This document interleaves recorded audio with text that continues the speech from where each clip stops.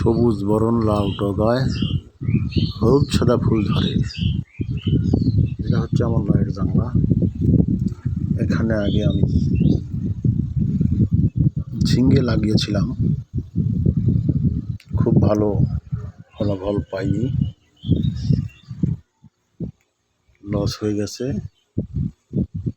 পরবর্তীতে আমি এখানে লাউ লাগিয়েছি। লাউয়ের গাছগুলা আলহামদুলিল্লাহ অনেক ভালো আছে। আল্লাহর রহমতে দেখা যাক কেমন ফলন হয়। আপনারা সবাই দোয়া করবেন লাউ যেন ভালো হয় এবং ভালো দাম পাই। আমরা কৃষক, ফসলের ভালো দাম পাই না, কিন্তু সার কীটনাশকের দাম অনেক বেশি। আমরা কিনতে গেলে দাম বেশি লাগে, আমরা বিক্রয় করতে গেলে দাম পাই না। এজন্য আমাদের অনেক লস হয়।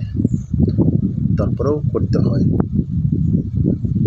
নিজের সাথে দেশের সাথে করতে হয়, সেই তাগিদেই করে থাকি।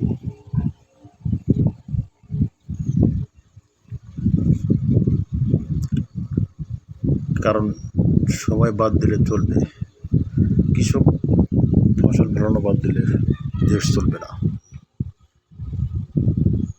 আর এই কৃষকের কথা কেউ ভাবে না, দেশের সরকার ভাবে না।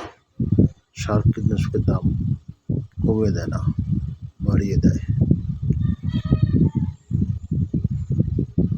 সবাই ভালো থাকবেন এবং আমার জন্য দোয়া করবেন, কৃষকের জন্য দোয়া করবেন।